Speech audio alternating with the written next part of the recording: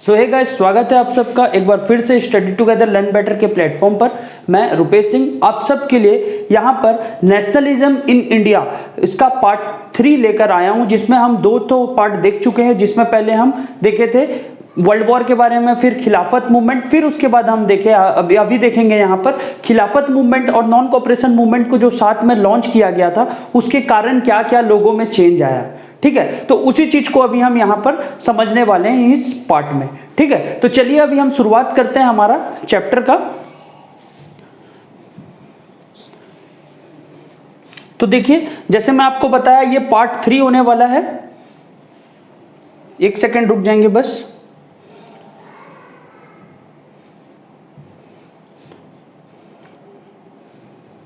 ये पार्ट 3 होने वाला है हमारे इस सीरीज का। ये हमारा पार्ट 3 होने वाला है और पार्ट 3 में भी वही चैप्टर चल रहा है हमारा, किसका है, नेशनलिज्म इन इंडिया, जो आपका एनसीईआरटी का चैप्टर 2 है। ये सारे चैप्टर डिस्कशन है, आने वाले वक्त में हम आपके लिए एमसीक्यू डिस्कशन भी जरूर लाएंगे। ठीक है, तो देखिए अब यहाँ से शुरुआत होता है हमारा इस पार्ट का। तो देखिए पहले वाले पार्ट में हम देखे वर्ल्ड वॉर, फिर उसके बाद देखिए खिलाफत मूवमेंट। तो वर्ल्ड वॉर से खिलाफत हम कैसे कनेक्ट किए थे, क्या हुआ था, मैं आपको व्हाइट बोर्ड पर लेकर चलता हूं और वहां से समझाने का कोशिश करता हूं।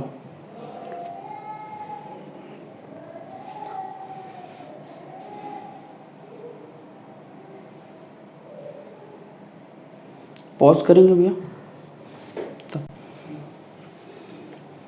तो आइए देखिए व्हाइट बोर्ड पर जैसे मैं लेकर आया हूं आपको। अब यहां पर एक चीज आप देखिए, यहां पर एक चीज आप गौर करिए। मैं आपको बताया था सबसे पहले क्या, फर्स्ट वर्ल्ड वॉर के बारे में। थोड़ा पीछे का भी समझ लीजिए। फर्स्ट वर्ल्ड वॉर में हम जाने थे 1914 से लेकर 1919 के बीच का था ये काम। और इस बीच में क्या हुआ था, ये जो शुरुआत हुआ था यहाँ पर यूरोपियंस बहुत मेजर रोल प्ले किए थे, ये सब मैं आपको बताया था। फिर इसके बाद मैं बताया क्या, सेकंड आपको खिलाफत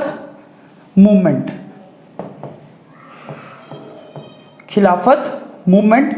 मैं इन दोनों को कैसे कनेक्ट किया था ये याद करा दूं आपको। मैं बताया था फर्स्ट वर्ल्ड वॉर का जो एंडिंग पार्ट था, जो फर्स्ट वर्ल्ड वॉर का एंडिंग पार्ट था, उसके लास्ट में ओटोमन टर्की, इसका नाम मैं अलग से लिख दूं,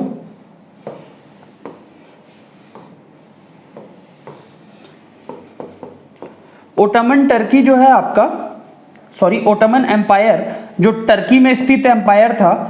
टर्की एक देश है, टर्की में स्थित एक एम्पायर जो सेंट्रल एशियन देश है, वो ओटोमन टर्की का हार होता है और ब्रिटिश उसमें जीत जाता है। ठीक है, अब मैं ये बताया था इनको, इसमें क्या होता है, खलीफा पर इनके जो ओटोमन टर्की के जो स्पिरिचुअल गुरु थे, जो धर्म गुरु थे उनके, वो कौन थे, वो थे खलीफा थे। ठीक है, और वो खलीफा क्या हुआ था, इन पर कुछ ट्रीटी इंपोज करने वाला था ब्रिटिश, और इस चीज का खबर इंडियन मुस्लिम्स को लग गया था। ठीक है, इंडियन मुस्लिम्स में भी किसको, जो आपके अली ब्रदर्स थे, वो लोग क्या फॉर्म कर दिए, एक मूवमेंट फॉर्म कर दिए इंडिया में, जो कि गांधी जी के। अली ब्रदर्स में कौन कौन थे ये भी याद रखिए आप पहले तो, फिर मैं आगे का कहानी बताऊं आपको। अली ब्रदर्स में 2 थे, एक शौकत अली थे और एक थे आपके मोहम्मद अली। इनका पूरा नाम मोहम्मद अली जिन्ना था। ठीक है, ये मोहम्मद अली और शौकत अली। तो देखिए अली ब्रदर्स में जो आपके थे, इनमें क्या हुआ था, अली ब्रदर्स ये लोग एक मूवमेंट चालू कर दिए थे, गांधी जी जब इनको सपोर्ट किए। कौन सा मूवमेंट था वो, खिलाफत मूवमेंट। ठीक है, और ये जो मूवमेंट था, ये मूवमेंट किसके खिलाफ था, ब्रिटिशर्स के खिलाफ था, उनको दाबने के लिए। और गांधी जी यहाँ पर हिंदू मुस्लिम को एक साथ लाने के लिए नॉन कोऑपरेशन मूवमेंट का भी शुरुआत कर दिए थे। तो हम इतना दूर तक अभी हम देख चुके हैं, जो फर्स्ट वर्ल्ड वॉर, खिलाफत मूवमेंट, ओटोमन एम्पायर और ये शौकत अली ब्रदर्स के बारे में, मतलब अली ब्रदर्स के बारे में। ठीक है, तो अब देखिए हमारे यहां से अब इस टॉपिक का शुरुआत करते हैं। ठीक है, अब गांधी जी बोल दिए थे बॉयकट करने के लिए हर कुछ को, तो इंडियन सब चालू कर दिए थे सारे चीज को क्या, बॉयकट करना। ठीक है, तो इंडियंस चालू कर दिए थे सारे चीज को बॉयकट करना। अब यहां से हमारा टॉपिक फिर कंटिन्यू होगा। तो देखिए differing strands with in movement, क्या हो रहा था, लोगों का मन बदल रहा था। मूवमेंट तो चल रहा था, मूवमेंट में कोई मतलब कि जो प्रोटेस्ट कर रहे थे लोग, वो चल रहा था, उसमें कुछ चेंज नहीं आया। चेंज क्या आ रहा था, लोगों का मन में, लोगों का जो फीलिंग्स था ना, अब वो बदलते जा रहा था गांधी जी के प्रति। ठीक है, गांधी जी के प्रति लोगों का फीलिंग्स भी बदला जा रहा था। कैसे, देखिए, बोथ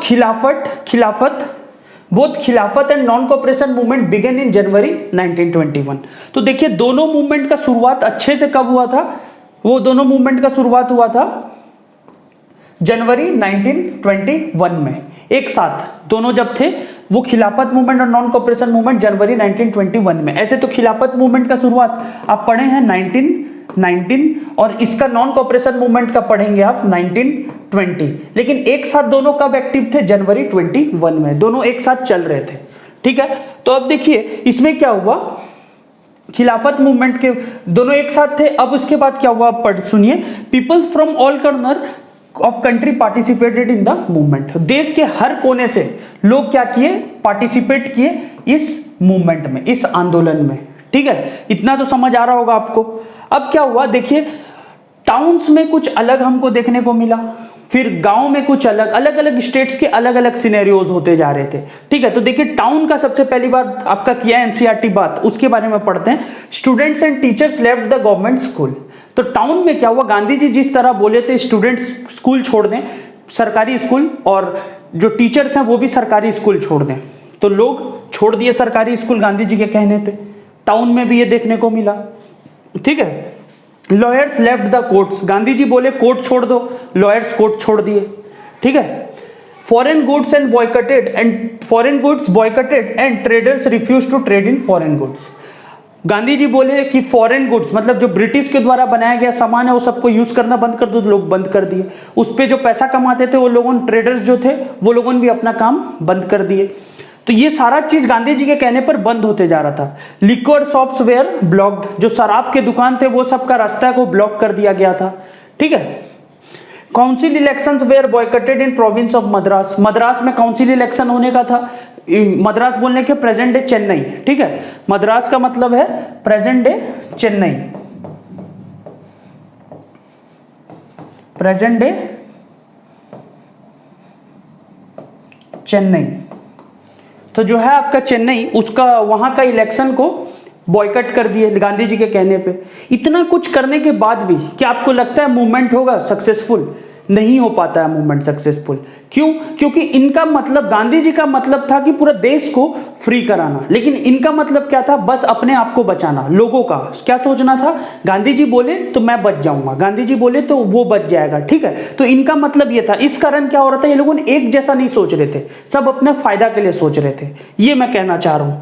ठीक है, तो अब देखिए यहां पर क्या हुआ, बहुत ही जल्द ये जो आपका जो मूवमेंट था अपने मतलब के लिए करेंगे तो हर, आपको भी पता है, आप अपने मतलब के लिए कुछ चीज करेंगे तो ज्यादातर वो चीज फ्लॉप हो जाता है। ठीक है, तो यही चीज यहां पर भी होता है। जो अपने मतलब के लिए लोग कर रहे होते हैं वो धीरे धीरे मूवमेंट से बाहर निकलते चलते हैं। ठीक है, और मूवमेंट से बाहर निकल रहे हैं, इसका मतलब क्या, मूवमेंट में अब जो स्ट्रेंथ है वो कमते जा रहा है। समझ आ रहा है मैं क्या बोल रहा हूं? अब देखिए यहां पर क्या होगा, but soon after this movement gradually slowed down due to many reasons like khadi clothes were expensive, poor people joined their working institutions, teacher and student began their schools and lawyers began to attend courts। क्या हुआ, गांधी जी बोले थे court छोड़ देने के लिए, court छोड़ दिए थे, स्कूल बोले थे स्कूल छोड़ दिए थे, सब कुछ हो चुका था, लेकिन लोगों का क्या था, अपना मान्यता था, सिर्फ अपना फायदा देख रहे थे। तो क्या हुआ, खादी क्लॉथ्स महंगा था। खादी क्लॉथ्स होते हैं कच्चे कपड़े जिनको हम बोलते हैं, जिससे हम क्या बनाते हैं, कपड़ा सिलकर बनाते हैं। वो जो खादी क्लॉथ्स थे वो बहुत ज्यादा एक्सपेंसिव थे। खादी क्लॉथ्स बहुत ज्यादा एक्सपेंसिव थे। ठीक है, इसी के लिए लोग क्या किए, खादी क्लॉथ्स को यूज करना बंद कर दिए। ब्रिटिश क्लॉथ जो था वो सस्ता में आता था।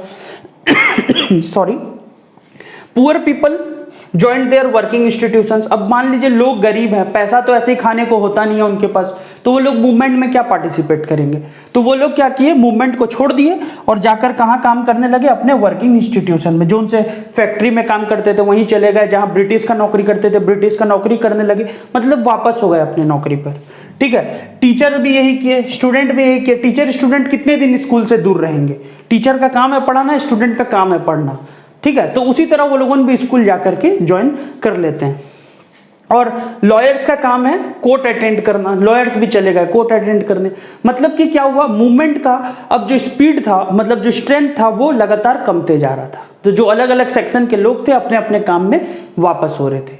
ठीक है, तो यहां से आपको ये समझ आया होगा कि मूवमेंट को कुछ लोग स्टार्टिंग में सपोर्ट किए, लेकिन आगे चल के मूवमेंट से वो लोग हाथ अपना खींच लिए। ठीक है, अब देखिए नेक्स्ट आपका पीजेंट मूवमेंट इन अवध। ठीक है, तो ये तो शहर का कहानी था आपको जो मैं बताया। अब ये अवध तो आप जानते ही हैं, श्री राम जी का जन्म जहां पर हुआ था वही जगह है अवध। ठीक है, वहां का पीजेंट मूवमेंट के बारे में भी कुछ यहाँ पर बताया गया है, अब थोड़ा उसको भी गौर से सुनिए। Peasant of Awadh began peasant movement under the leadership of Baba Ramchandra. ठीक है, पीजेंट मूवमेंट जो था ना, पीजेंट मतलब क्या, जो खेती से जुड़े लोग हैं। ठीक है, वो लोगों क्या किए, अपना एक खेती वाला पीजेंट मूवमेंट शुरुआत कर दिए। ठीक है, पीजेंट मूवमेंट शुरुआत कर दिए किसके लीडरशिप में, बाबा रामचंद्र। बाबा रामचंद्र के बारे में आप कई किताब में भी पढ़ेंगे, मैं आपको बता दूं। बाबा रामचंद्र एक ब्रिटिश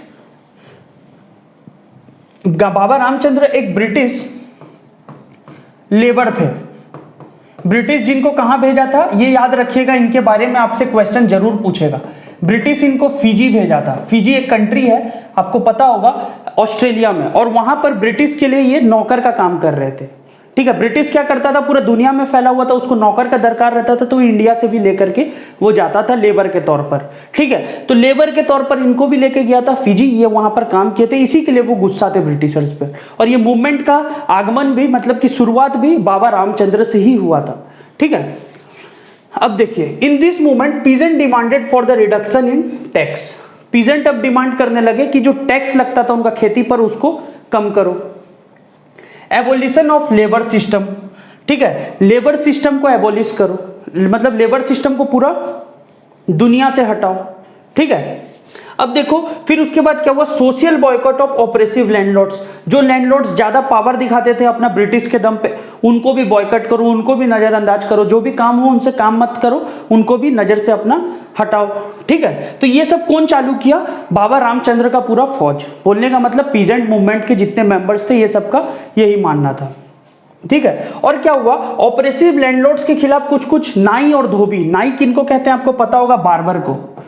नाई बार्बर को कहा जाता है, नाई जो है वो बार्बर को कहा जाता है, और जो कपड़ा धोता है उसको धोबी कहा जाता है, ये भी आपको पता होगा। ठीक है, तो नाई और धोबी बंद एक हुआ, मतलब जो स्ट्राइक जो कहें हम एक तरह का, वैसा एक स्ट्राइक ऑर्गेनाइज हुआ, जहां पर नाई और धोबी, जो कपड़ा धोते हैं वो लोगों, और जो कपड़ा धोते हैं वो लोगों, और जो बाल काटते हैं वो लोगों, बार्बर। ठीक है, एक साथ आए और वहां पर ऑर्गेनाइज किए क्या, एक स्ट्राइक, जो कि किसके खिलाफ था, वो खिलाफ था मतलब पंचायत के साथ किए थे, और किसके खिलाफ था, लैंडलॉर्ड्स के खिलाफ था, वही ऑपरेसिव लैंडलॉर्ड्स जो मैं आपको बताया। ठीक है, नाई धोबी को सपोर्ट कौन किया, पंचायत किया। पंचायत और नाई धोबी मिलकर क्या किए, एक स्ट्राइक किए, किसके खिलाफ, लैंडलॉर्ड के खिलाफ, ये मैं कहना चाह रहा था। ठीक है, और अक्टूबर 1920 में एक किसान का सभा बनाया जाता है। किसान का सभा बोलने का मतलब है कि एक यूनियन, एक ग्रुप बनाया जाता है, औद किसान सभा। ठीक है, अवध से एक शब्द आता है औद किसान सभा, एक ग्रुप बनाया जाता है, वो भी किसके लीडरशिप में, जवाहरलाल नेहरू, जो इंडिया के पहले प्राइम मिनिस्टर थे। ठीक है, और बाबा रामचंद्र, इन दो जो मेन लीडर थे, ये दोनों, जवाहरलाल नेहरू और बाबा रामचंद्र, किसके लिए, कौन सा पार्टी, मतलब कि कौन सा ग्रुप फॉर्म किए थे, औद किसान सभा। ठीक है, अब देखिए विद इन अ मूवमेंट, मतलब विद इन अ मूवमेंट तो नहीं होगा, ये विद इन अ मंथ होगा। ठीक है, ये विद इन अ मंथ, एक महीने में 300 ब्रांचेस ऑफ दिस सभा सेटअप इन होल कंट्री। एक महीने में 300 से ज्यादा ब्रांच खुल चुके थे पूरे देश भर में। ठीक है, एक महीने में ही सिर्फ। ठीक है, दिस सभा attacked on merchant and landlord took their position, bazaars were looted and grains hoards were taken over. तो ये जो सभा हुआ ना, ये सभा जो औद किसान सभा, इसमें क्या हुआ, मर्चेंट के ऊपर हमला कर दिया गया, जो व्यापारी थे उनके ऊपर हमला कर दिया जा रहा था, और लैंडलॉर्ड को जाकर मार के पीट करके उनका जमीन को हथिया लिया जाता था। ठीक है, और हथियार लेकर उसको अपने नाम पर कर लेते थे और फिर जाते थे बाजार लूटते थे वो लोग, मार्केट जो होता है आपका वो, और वहां से क्या लूटते थे, ग्रेन्स। ग्रेन का जहां पर डिपो होता था ना, ग्रेन बोलने का मतलब होता है व्हीट, राइस, ये सब, ठीक है। तो जहां पर ये सब रहता था उस सबको वहां से लूट करके ये लोगों लेकर के आ जाते थे। कौन? इस सभा के मेंबर, औध किसान सभा, ठीक है। अब देखिए ट्राइबल मूवमेंट के बारे में, यहां तो आपको मेरे ख्याल से कुछ डाउट नहीं होगा, लेकिन फिर भी थोड़ा सा मैं आपको दे दूं। बाबा रामचंद्र इसके लीडर थे, पीजेंट मूवमेंट का, ठीक है। और किस लिए मूवमेंट कर रहे थे? टैक्स में कमी, मतलब टैक्स कम करवाना चाह रहे थे, लेबर सिस्टम को दुनिया से पूरा मिटाना चाह रहे थे, और सोशल ऑपरेसिव लैंडलॉर्ड्स जो थे उसको भी पूरा मतलब हटाना चाह रहे थे। ये जो जबरदस्ती लैंडलॉर्ड करते थे उन सब का पूरा सिस्टम को ही खत्म करना चाहते थे। नाई धोबी बंद कौन ऑर्गेनाइज किया था? पंचायत ऑर्गेनाइज किया था, किसके खिलाफ? लैंडलॉर्ड के खिलाफ, ठीक है। 1920 में औध किसान सभा का फॉर्मेशन होता है। लीडर कौन रहते हैं? जवाहरलाल नेहरू और बाबा रामचंद्र, ठीक है। एक महीने में, ये मंथ है, एक महीने में 300 ब्रांचेस खुल जाते हैं, 300 ब्रांचेस खुल जाते हैं पूरे देश भर में। और ये ब्रांच क्या करता है? मर्चेंट लैंडलॉर्ड इन पे हमला करता है, बाजार लूटता है, और जहाँ पे फूड ग्रेन्स का जहाँ पर उसको होर्ड बना के रखते हैं, मतलब जहाँ इकट्ठा करके रखते हैं गोदाउन टाइप में, वहाँ पर जाकर के ये लोगों लूट मचाते थे, ठीक है। तो इतना था यहाँ पर पीजेंट मूवमेंट से रिलेटेड, ठीक है। अब आ गया आपका tribal movement in Andhra Pradesh. Andhra Pradesh का अब ये कहानी है, ठीक है। तो अब देखिए आंध्र प्रदेश के बारे में। In Andhra Pradesh, a militant guerrilla movement spread in early 1920 in the Gadem Hills under the leadership of Alluri Sitaram Raju. तो देखिए आंध्र प्रदेश में एक मूवमेंट चालू हुआ था। मूवमेंट बोलने का मतलब एक लड़ाई चालू हुआ था जिसका नाम दिया गया था गुरिल्ला मूवमेंट, जो कि कब चालू हुआ था? 1920, अर्ली 1920, मतलब कि 1900 से लेकर 1930 के अंदर का बात है ये, ठीक है। अब ऐसे तो 1950 होता, लेकिन 1920 के दौरान, अच्छा अर्ली 1920 बोला है, सॉरी माफ करिएगा, अर्ली 1920 का मतलब होगा, अर्ली 1920 का मतलब है 1921 से लेकर 1925 के अंदर में, ठीक है। तो ये है आपका अर्ली 1920। और इसी बीच में एक गडिम हिल्स, ये एक पहाड़ी क्षेत्र है, कहाँ का? आंध्र प्रदेश का। और वहां पर इनके लीडरशिप में एक अल्लूरी सीताराम राजू के लीडरशिप में एक लड़ाई लड़ा गया ब्रिटिशर्स के खिलाफ, ठीक है। क्यों लड़ाई लड़े थे वो भी समझ लीजिए। ये कम्युनिटी को, मतलब कि ये जो कम्युनिटी था गुडेम हिल्स का कम्युनिटी जो था, उनको फॉरेस्ट प्रोड्यूस को यूज करने से रोकते थे। कौन रोकता था? रेस्ट्रिक्शंस लगा देता था ब्रिटिश, एक तरह का इंपोज कर देता था वहां पर उन लोग के ऊपर रेस्ट्रिक्शन, मतलब लगा देता था, लागू कर देता था, ठीक है। तो अल्लूरी का कहना था कि उनके पास स्पेशल पावर है, किसी के पास हिम्मत नहीं हुआ ब्रिटिश से लड़ने का। ये गुडेम हिल्स के लोगों के पास कुछ हिम्मत नहीं था लड़ने का, लेकिन अल्लूरी सीताराम राजू क्या किए? वो आकर सामने क्या बोले? वो बोले कि मेरे पास एक स्पेशल पावर है। कैसा पावर है? कि मैं बुलेट शॉट को भी सरवाइव कर सकता हूं, मेरे को गोली लगे तब भी मैं सरवाइव कर सकता हूं, ठीक है। और मैं किसी का भी शरीर को हील कर सकता हूं।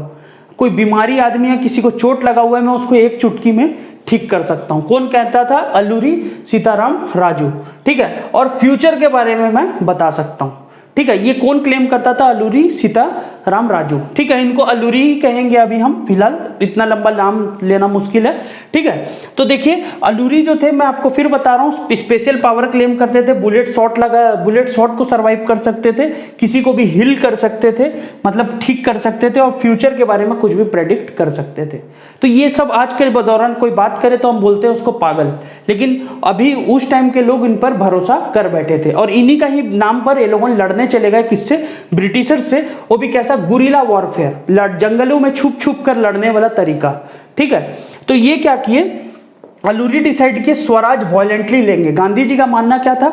हम पूरा नॉर्मल, बिना लाठी बिना बंदूक उठाए हम लड़ेंगे और जीतेंगे, ठीक है। लेकिन अल्लूरी का क्या मानना था? हम स्वराज बंदूक गोली से जीतेंगे, ठीक है, क्योंकि वो बंदूक गोली का जो मार है उसको सर्वाइव कर सकते हैं। So they attack to police station. तो ये क्या किए, वायलेंटली लड़ने के चक्कर में ये कहाँ चले गए, पुलिस स्टेशन पर हमला कर दिए, ब्रिटिश ऑफिशियल्स पर हमला कर दिए, जो ब्रिटिश के जो ऑफिसर्स थे उन पर हमला कर दिए। ठीक है, अब उसके कारण क्या हुआ, इनको लगातार इन पर भी हमला हो रहा था और आखिरी में क्या हुआ, 1924 में अल्लूरी को पकड़ा गया, अल्लूरी पकड़ गए और उनको मार दिया गया। कौन मारा, ब्रिटिशर्स खुद। और अब अल्लूरी का नाम आपको लेना है तो अल्लूरी एक फोक हीरो है, मतलब कि जो गुडेम हिल्स में रहने वाले लोग हैं उनके जाति के लिए वो एक भगवान बन चुके हैं अल्लूरी। ठीक है, जो कि उनके रक्षा के लिए लड़े थे, उनका ये मानना है। ठीक है, तो यहाँ पर सीताराम अल्लूरी जो थे एक स्पेशल पावर से मतलब कि लैब्स थे जो उनका मानना है, और वो बुलेट शॉट को सरवाइव कर सकते थे, वो किसी को भी हिल कर सकते थे, फ्यूचर भी प्रेडिक्ट कर सकते थे। इन्हीं का ही बल पर लोग गुरिल्ला वॉरफेयर लड़े और ब्रिटिशर से हार गए। और कब वो अल्लूरी हारे, मतलब मरे 1924 में, और अब क्या बन के बैठे हैं, फोक हीरो। फोक हीरो का मतलब है कल्चरल हीरो। फोक का मतलब आपको पता होगा, कल्चरल हीरो बन चुके हैं, इनके कल्चर के हीरो हैं वो। ठीक है, तो ये रहा आपका पूरा tribal movement in Andhra Pradesh का। और ये हैं अल्लूरी सीताराम राजू, ये हैं। ठीक है, मैं इनका पूरा अच्छे से क्लियर कर देता हूँ, ये देख लीजिए आप, ये हैं अल्लूरी सीताराम राजू। ठीक है, तो अब इसी के साथ हमारा ये वाला पार्ट यहाँ पर ख़त्म होता है। ये पार्ट 3 था, इसके बाद भी बहुत सारे पार्ट हैं आपके, चैप्टर अभी भी बाकी है। तो आगे आने वाली वीडियोस को ऐसे ही प्यार देते रहें, वीडियो को लाइक करें, चैनल को सब्सक्राइब करें। All the very best.